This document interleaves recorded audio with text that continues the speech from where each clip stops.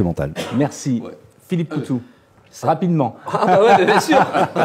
Ça tombe tellement sous le sens. Ça avance vite, mais je voudrais parler aussi d'autres sujets qui vont nous intéresser. Que quasiment rien n'a été fait. C'est en campagne électorale qu'on se dit ah tiens, et puis c'est vrai qu'aujourd'hui toute couleur politique se revendique de l'écologie comme par miracle, évidemment, parce que ça fait quand même un bon petit moment qu'on entend parler de la crise climatique, même de la catastrophe planétaire, parce que même ces derniers mois c'était terrible entre les incendies d'Australie, la banquise qui font des tas d'images qui font peur, et puis donc il y a une prise de conscience effectivement collective qu'on peut pas continuer comme ça, que le productivisme, que ce système économique, il nous amène à la catastrophe. Donc du coup, forcément, il faut y répondre. Alors on met plus de verre sur les prospectus de campagne et puis ça suffit. Bah non.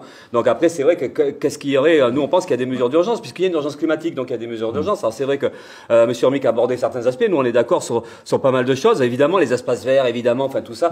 Mais la question du transport, pour nous, même si on a déjà débattu de ça, pour nous, c'est une des réponses, parce que nous, on pense que un des points essentiels, c'est la pollution atmosphérique. Et donc la pollution atmosphérique, on sait que d'une part, c'est les transports, et d'autre part, c'est la pollution chimique de l'agriculture. Donc sur ces deux aspects, il y a des réponses immédiates. Nous, on pense qu'il faut la gratuité des transports. Pourquoi? Parce que ça créerait les conditions, et c'est même la seule mesure efficace dans l'immédiat qui pourrait créer les conditions du fait qu'on n'ait plus besoin d'utiliser la voiture, ou de quasiment plus avoir besoin d'utiliser la voiture.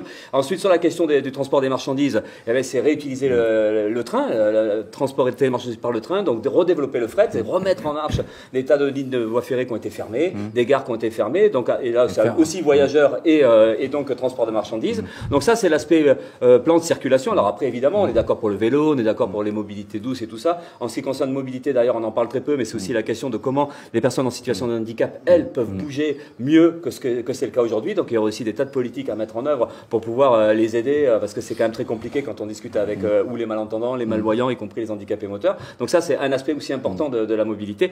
Mais restons sur la question écologique. Et nous, après, sur la question de l'agriculture, la pollution chimique, nous, on pense qu'il faut déjà... on a deux mesures qui paraissent un peu symboliques, mais bon, qui sont, à notre avis, efficaces. C'est les paquebots. Nous, on est pour que les paquebots ne viennent plus ici. C'est extrêmement polluant. Interdire les paquebots dans le port. Ouais, c'est extrêmement polluant. Et il suffit de faire des mesures à côté, tout ça. En plus, un bateau qui est stationné, bon, il n'arrête pas les moteurs. Donc voilà, c'est des particules fines, des monoxydes de carbone qu'on ingurgite. Bon, ça, c'est sûr. Et après, il y a la question de l'agriculture. Et donc, c'est les pesticides.